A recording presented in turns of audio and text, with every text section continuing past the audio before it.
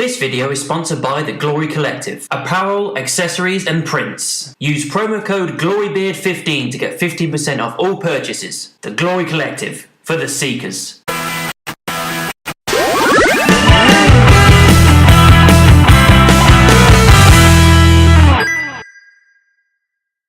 Hi guys, welcome to Beard's Eye View, and this is going to be my spoiler review for Game of Thrones Season 8, Episode 2. Just before we begin, if you like what you see, don't forget to give a thumbs up and also put a comment in. I like to see what everyone says. Also, make sure you subscribe and ring the bell to be notified every time I do a video. Also, before we begin, spoilers all the way through. It's a spoiler-filled episode, so make sure you've checked out that episode before you check out my review. All the way through spoilers, guys. You've been warned. I just want to point something out. My Game of Thrones stuff, most of the time I'm going to be looking to get it out on a Tuesday, about 5 or 6 o'clock British Standard Time.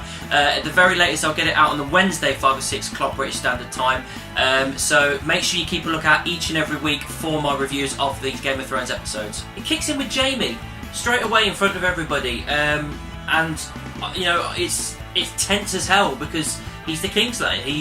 He's killed Dany's father. He's had a lot of hand in killing off a lot of Starks. He's basically gone straight into the lion's den here, and I didn't know whether or not he was going to be able to get out of it, but it was Brienne of Tarth that helped. She vouched for him, and then Sansa basically said, "Well, I trust her, so if she trusts him, then we can let him go." And yeah, so he got out of it, and I'm surprised because I didn't see how they were going to get out of it. But it's also stoking more tension between Dany and Tyrion as well. She's pissed off that he's made a couple of mistakes. Obviously, he's trying to vouch for his brother at the same time. So she's unsure of like Tyrion's intentions all of a sudden, which is weird. One thing I really like about this episode is how it really kind of felt like Two Towers. Lord of the Rings of Two Towers, as they're building towards the Uruk-hai attacking. All this stuff, you can see everything being manufactured by Dragon Glass, all these different apparatus and weapons and forts and pieces to put together to combat the White Walkers, and then all the while the girls and the women, children, all this kind of stuff all going down into the crypts, while the guys and the younger people that aren't necessarily fighters all getting ready to fight this battle. So it did have a very good Two Towers feel about it, just the calm before the storm type thing, and I quite like that feel. One thing I will say as well, I'm a little bit disappointed that we didn't get another battle in this. I thought we were kicking straight in with this kind of stuff, but no, this is another episode of more politics, more character development, and I do like the character development, and I think that's great because it is necessary.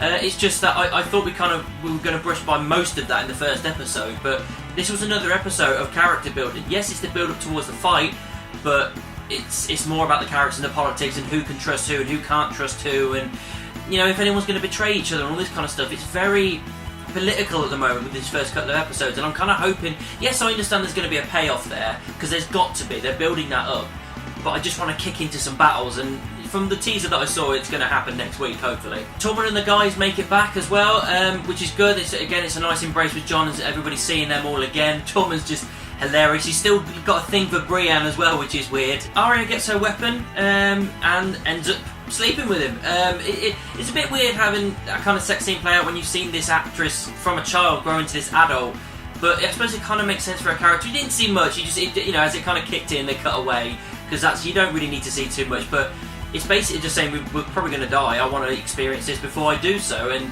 it makes sense for their characters. You can always tell that they always had a thing for each other, and it makes sense for the characters. Dany and Sansa have a moment. They tried to clear the air, which works pretty much. They kind of understand each other a little bit more now, but then it's at the very end, it's like, what happens after everything's over? She said, I take the Iron Throne, and Sansa says, well, what about the North? We're not bending down to anybody ever again. And that's where it's left, because they're interrupted. Again, you think you're getting somewhere, and there's a little bit more tension added in, so again, there's so many pieces moving at the moment to go in towards this battle and inevitably the throne, and I don't know which way it's going to go, but I suppose that's the brilliance of Game of Thrones. Jaime has a moment with Bran as well, apologises to him.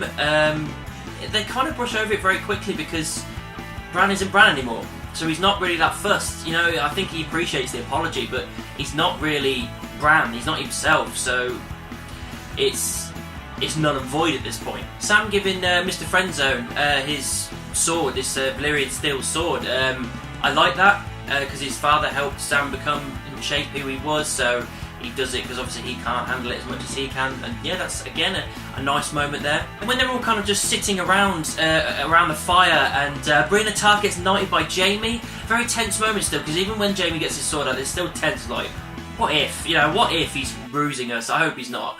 But yeah, she gets knighted, first woman to ever get knighted in the Seven Kingdoms. That's just a really big moment. I think that's kind of full circle for Brienne, really. So that tells me that maybe she's going to die in the next episode. Theon's back as well, really embraced by Sansa, saying he wanted to fight for them. He's basically said he's going to look after Bran because they're using Bran as bait to get, because that's what the White Walker wants. That the Night King wants Bran, so they're going to use him by the tree as he arrives as bait. Theon's going to be there beside him. That to me tells me that Theon is probably going to die as well. Jon tells Dany everything, and which is a bit weird because I didn't expect it to happen in the very next episode, because he seemed very conflicted when Sam told him last week.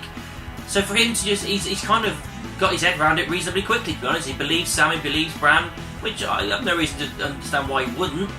So he tells her everything, and straight away there is some tension there straight away.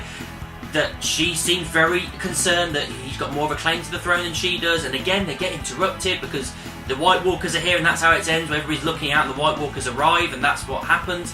But again, it's giving that tension towards these two characters. They're slowly painting this Dany character as potentially someone that could go the same way her father did. She's very worried that someone else has got more of a claim, or someone else is going to stop her from taking the throne, and it's someone that she loves. So is she going to do the unthinkable and actually manage to kill Jon to get the throne?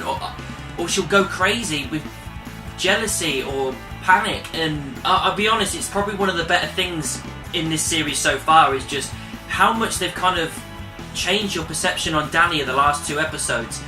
That maybe she might go a little bit too far somewhere. I know she's done it in the past, but it's characters that aren't as big a deal to us, and they kind of brought it on themselves for the most part. Jon's the best character we know as far as a good, honest person. He's just like Ned, so he doesn't deserve anything. He didn't want anything. He didn't even want the Iron Throne. He didn't even know he could have it. So I'm looking forward the most to see where. Don't get me wrong, I'm looking forward to the battles. I want that next week, and it looks like it's going to happen. It better do. But I'm really looking forward to seeing where this storyline goes with those two and how it's going to end up. Guys, overall, it was a good episode. Again, it was good character building and good moments that are building up to, obviously, a proper end for these characters. But I was just a little bit disheartened that we didn't get any battles and everything, because it seemed like that was what's going to happen, and it didn't. It was literally the end of the episode where they arrived. So I'm a little bit annoyed about that. It was just another episode of character build-up, but I think eventually I'll forgive that, because I think it will build up to something, obviously. So it was a good episode, but it wasn't amazing. So that's what I thought of Game of Thrones Season 8 Episode 2. What did you think about it? Let me know down in the comments. Give me a thumbs up. Make sure you subscribe. I'm also on loads of social media. Check any of these ones down here. All links are in the description, and I'll see you soon.